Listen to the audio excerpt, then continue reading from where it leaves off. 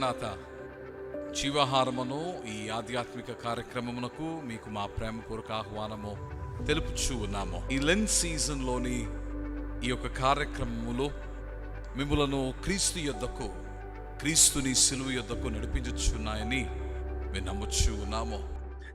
Lent is a season of reflection. 40 దినములు యేసుక్రీస్తు ప్రభుని సిలువను ధ్యానించుచున్న ఈ కాలము ధ్యాన కాలము. దేవుడు మన కొరకు క్రీస్తు యేసు ద్వారా జరిగించిన కార్యమును, పనిని లోతుగా ధ్యానించే గొప్ప అవకాశము. యేసుక్రీస్తు ప్రభు వారి యొక్క సిలువను ధ్యానించినప్పుడు there are certain things that reflect in our thought. మన ఆలోచనలోనికి వచ్చుచున్న కొన్ని భావములు ఉన్నాయి. మన ఆలోచనను నింపుచున్న కొన్ని తలంపులు ఉన్నాయి. ఈ భావములు లేక తలంపులను నీవు వడకట్టి ఇవి దేనితో ముడిపడి ఉన్నవి అని నీవు ఆలోచన చేస్తే నేను చెప్పగలను, అది దేవుని ప్రేమతో ముడిపడి ఉన్నవి. When you reflect Christ on the cross, you reflect on the love of God.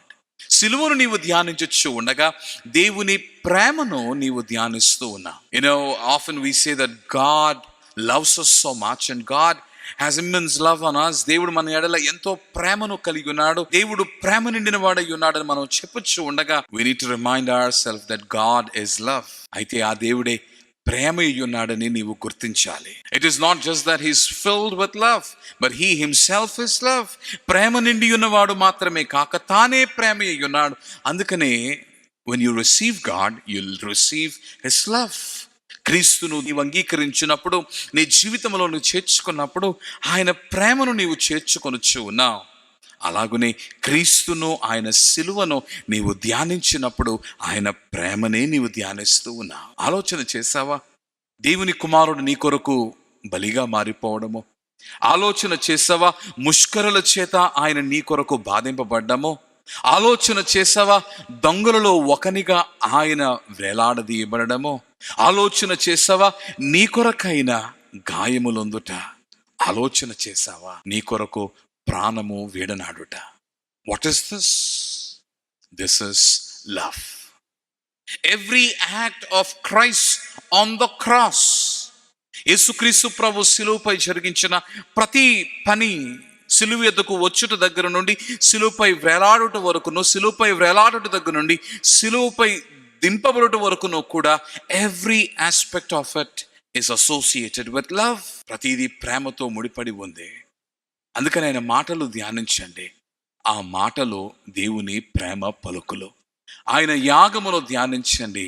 అది దేవుని నిస్వార్థమైన, పరిపూర్ణమైన, పవిత్రమైన ప్రేమ చిహ్నము, ప్రేమ ప్రతిబింబము. As you meditate on the cross, నీవు సిలువను ధ్యానిస్తూ ఉండగా ఆయన ప్రేమను ధ్యానించండి. ప్రేమ ఆకర్షిస్తుంది. ఆ ఆకర్షణకు నీవు గురై దేవునితో మమేకమవ్వండి. దేవుడి మాటలను మీ వినికిడిలో దీవించును గాక. ఆమేన్. ప్రభువా, నీ సిలువను మేము ధ్యానించచ్చు ఉండగా నీ ప్రేమను ధ్యానించే మనస్సును మాకు దయచేయము. నీవు లోకమును ఎంతో ప్రేమించావు, ఇది సత్యం.